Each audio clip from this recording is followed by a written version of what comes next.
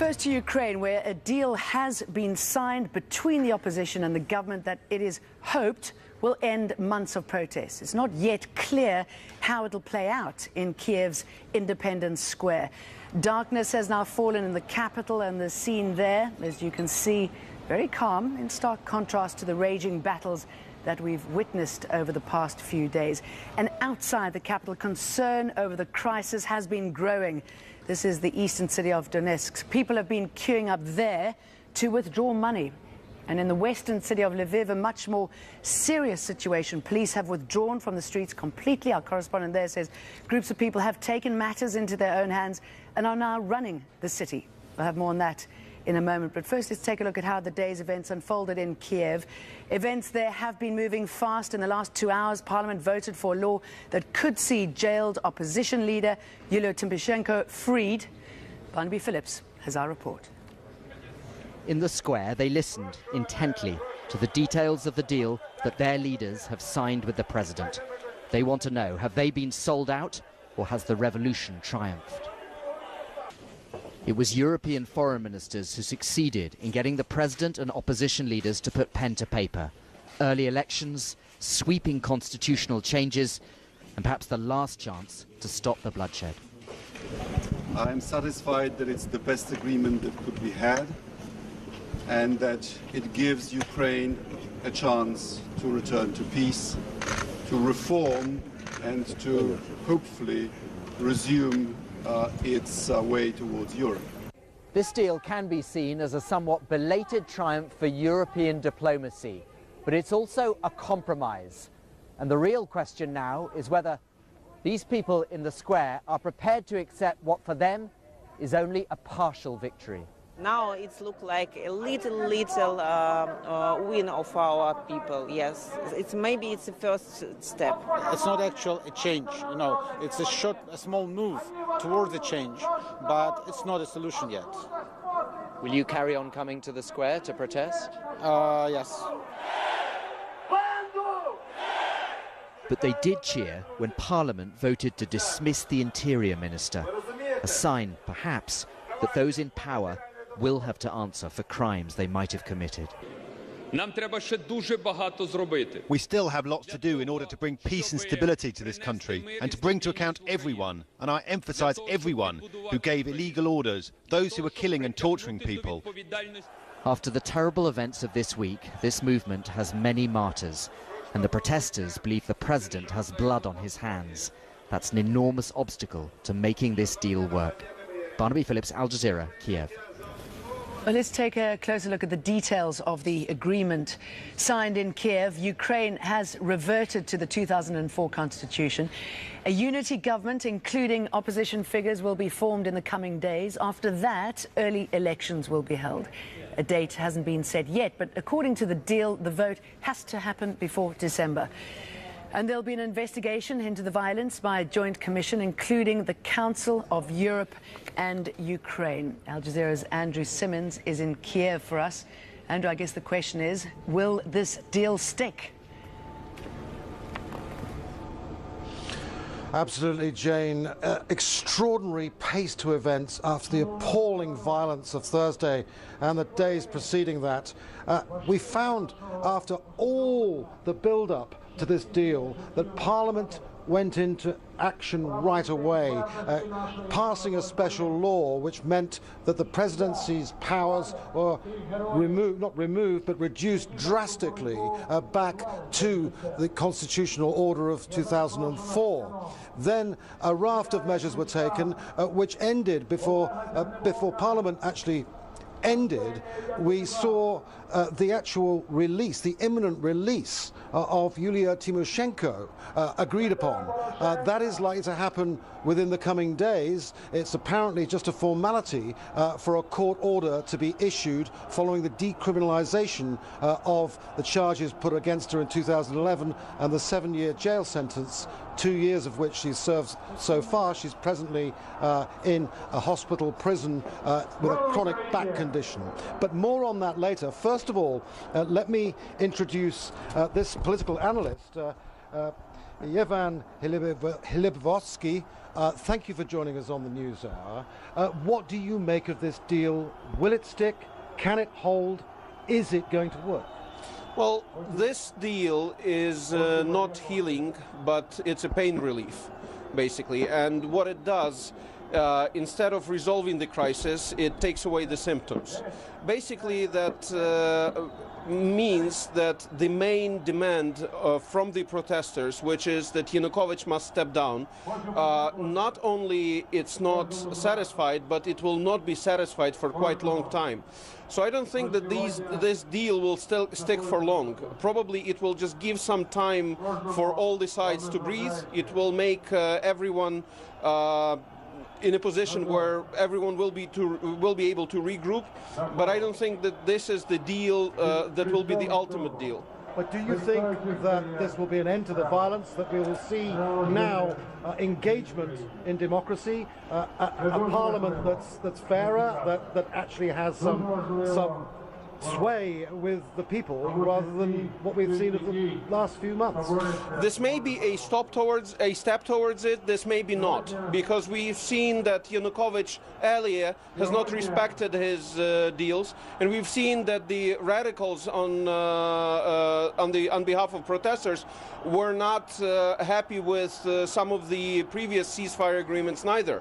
So the question is what everyone will be doing to respect the deal, and we'll have to see. I put very little faith into the fact that this deal is the ultimate deal that will stick. What about the implications of Yulia Tymoshenko being released? She was the darling of the the Orange Revolution. What effect will that have on things? We have to understand the difference between the Orange Revolution and the events right now. During the Orange Revolution, we had two sides, which was the government and the political opposition. Right now, we have three sides, which is the government, the political opposition, that are equally populist. And Yulia Tymoshenko was one of the populist leaders. And protesters who are actually against the populist policies of both the government and the opposition. So putting Yulia Tymoshenko in the equation is not a real game changer. She may actually influence the situation, but actually many protesters are quite bitter with decisions of Yulia Tymoshenko, political decisions that she made that actually led to this crisis eventually. Thank you very much indeed for joining us. And as you can hear now, these are fireworks. The crowds are chanting, but overall, this is a peaceful position here. People are accepting it. It does appear that pragmatism is really now ruling the heads of the people here, rather than pain, discontent, and anger. They seem to be accepting this deal. All right, Andrew Simmons, thank you for that. So, a deal has been signed in Kiev, we know that now, but what about outside of the capital? We travel to the western city of Lviv, where protesters have taken control of the local government. Some people there say they don't accept the deal made with President Yanukovych. David Chater has that report. Overnight, a candlelit vigil in the center of Lviv held for those who died in Kiev's Independence Square. Many of the victims came from this city. They've been in the vanguard of the protests. It's a city already in open revolt against President Yanukovych. Their feelings about him eloquently displayed on this poster. We can pray. This is what we can do. Prayers can break stone and are the only weapon against those metal machine guns that they have. The headquarters of Lviv's regional council have been transformed since Al Jazeera last visited the city earlier this year. The barricades have gone. The protesters now have the reins of power inside. There we found the leader of the newly formed People's Council, chairing a meeting to sort out the problems of the city. The officials now all report to him. He's assumed full responsibility for the fate of the region and its citizens. Waiting to join the meeting, we found Ukraine's former education minister, deeply worried by the divisive strains now unleashed in the country. There is a real danger. We've heard deputies in Kharkiv are meeting to discuss separating from the country. We found the only policeman who's dared to appear on the streets of Lviv this week, the city's police chief. He'd also just paid a call on the People's Council, and no, he wouldn't comment. 6 police stations here have been ransacked by the protesters, but now the city's self-defense forces have been sent in to clear them up and hand them back. But not everything is being restored.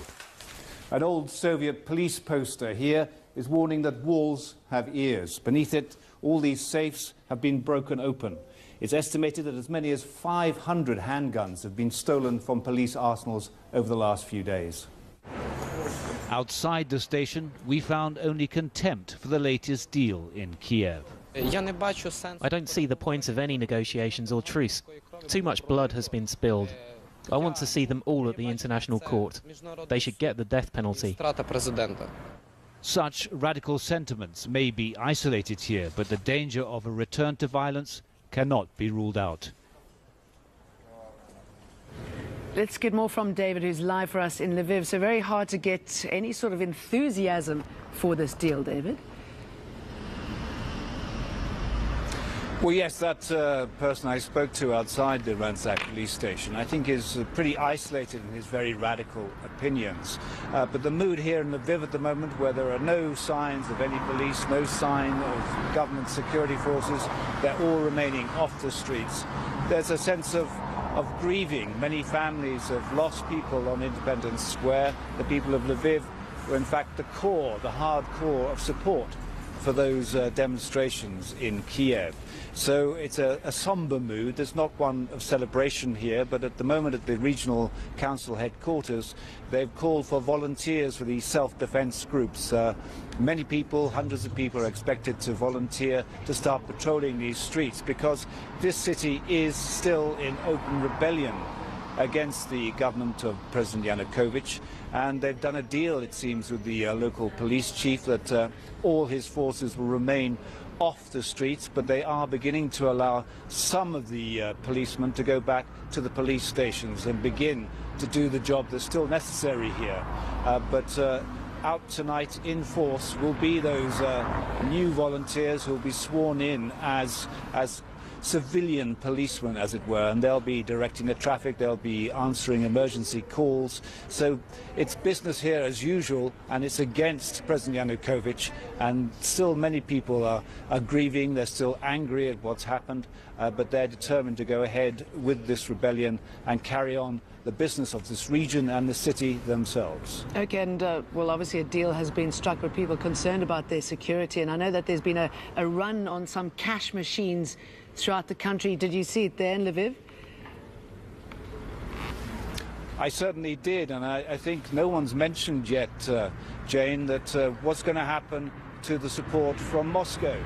When was the last money paid here? They did pay just before this latest outbreak of violence, but if you look at the next few days, when next week starts on Monday, there could be a run on the currency. So it's not just those people who are supporting Russia, but also the sensible people who realize there could be a financial crisis. Is the IMF going to step in? Is the European Union going to step in? I certainly think we'll get a reaction from Moscow that they are not going to carry on with their $15 billion of payments to help Ukraine out of its black financial holes. So I think many of those people queuing those ATMs are doing the wisest thing. Pay no way over yet there in Ukraine. Thank you for that update, David Chater.